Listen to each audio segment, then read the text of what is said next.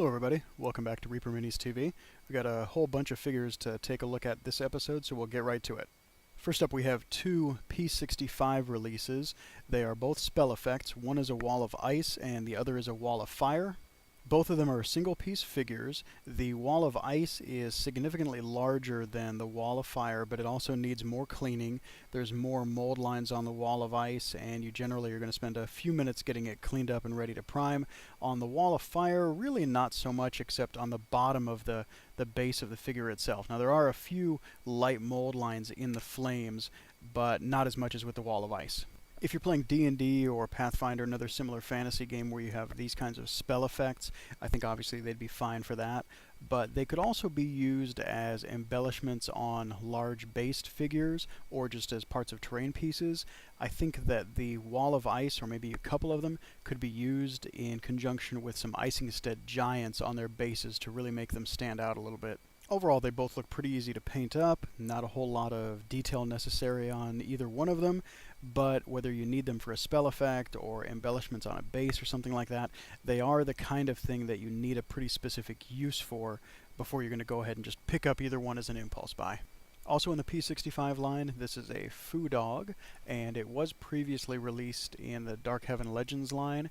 It was about $10 in the regular white metal. It is considerably cheaper here in the P65 line, but it's essentially the same figure. And with the Foo Dog here, we have an oriental-looking, big, fat, hairy, sort of mystical or magical-looking hound. The inner loop and part of the outside of the tail had a fairly visible mold line, just needed to scrape that down to clean it off, nothing too bad there. I think using it as a statue or a living statue in a fantasy game would be great, and I really think I remember, and somebody's going to tell me if I'm wrong, but in an old and very old edition of Warhammer Fantasy Battle, I could swear that they had Dark Elf beast handlers that had some kind of vicious dog or something like that. And I think these guys might make a good replacement for that if your opponent allowed. Now, if your opponent doesn't allow you to take just hounds with beast handlers with your Dark Elves, I could see getting a couple of these on a chariot base that you would normally take a Hydra on, and then just have the beast handlers on the base with it, because nowadays they only represent wounds anyway, so the handlers really don't matter except for an aesthetic value. Use those in place of a Hydra, and it might just be a cool little unique thing to drop down on the tabletop. And then into the Chronoscope line for a second, we have a weapons pack here. This is weapons pack number 3. We have a bazooka, a multi-barreled shotgun, looks like a sawn-off shotgun that has several different barrels, a submachine gun that has 2 of the round clips fed onto it, and then a flamethrower. So while you'll have to do some modifications or customization to anything you want to attach these to, it's a pretty good sampling of some modern or near-future weapons. From the Dark Heaven Legends line, we start off with a blister of 3 Hordlings, and before I saw these in person, I thought to myself that I might be able to use these as stand-ins for pink horrors in a Demons of Chaos Warhammer Fantasy Battle Army, but now that I have them in hand, I think they might be a little bit short for that, but I'll let you decide as we talk about them for a minute here. Each of these 3 little guys is a single-piece sculpt.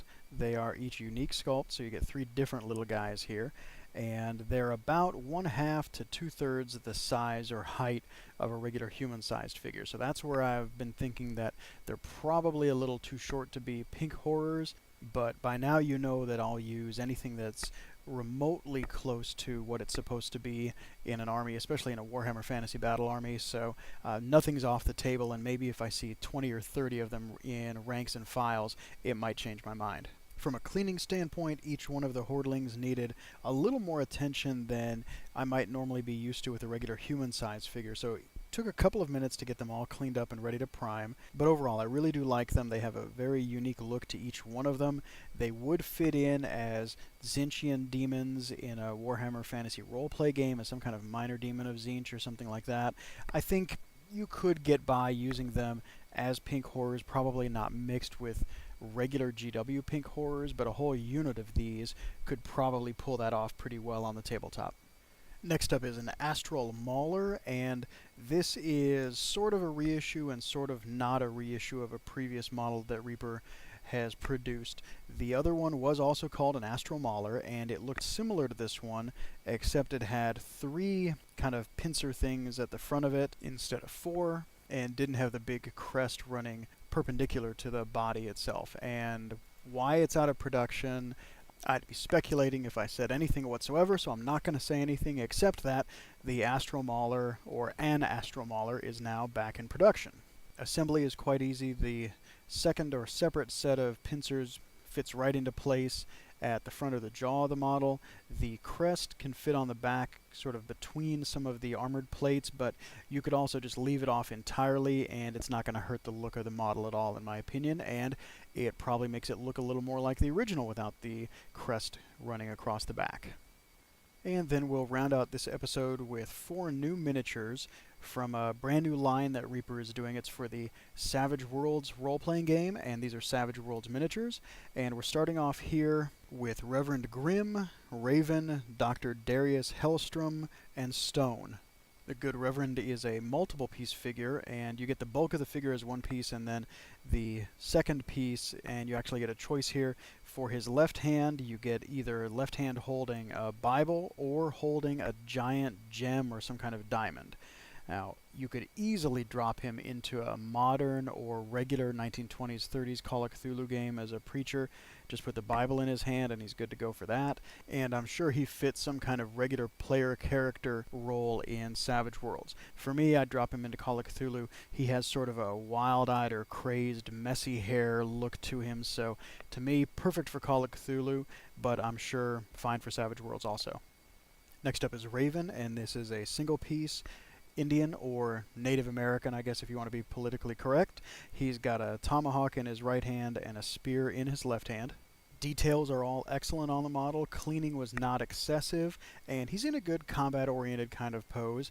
I'm just thinking that unless you're playing a Wild West game or maybe a cross-genre game where you're likely to find an Indian fighter coming at you or using one as a player character, there's probably not a huge amount of use for this figure. This is Dr. Darius Hellstromme, and first thought that I had was I could drop him into a Signar army as a mechanic for War Machine. With his mechanical or steam-powered left hand or glove that he's got on and the oversized wrench in his right hand, he definitely has a steampunk feel to him and should do well in a game like that. And last up is a gunfighter named Stone. And he's a little bit unique, and well, maybe not unique in the Savage Worlds world, or maybe in a Deadlands world, but he appears to be an undead gunfighter, and he appears to be shooting with his left hand and probably getting ready to or has just finished shooting with his right hand. Details on the model are all very good, from his vest to his pants and the creases in his pants, and his hair is all very well done and stringy and just kind of ugly. The face is sunken in and very good for a zombie or undead gunfighter. I think you might get some mileage out of the figure in a low-powered Champions or some kind of superhero game where he's a risen gunfighter from the Old West that's terrorizing a town or something like that.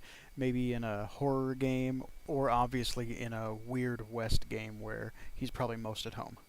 Okay, everybody, thanks for watching this episode of Reaper Minis TV. We'll see you next time.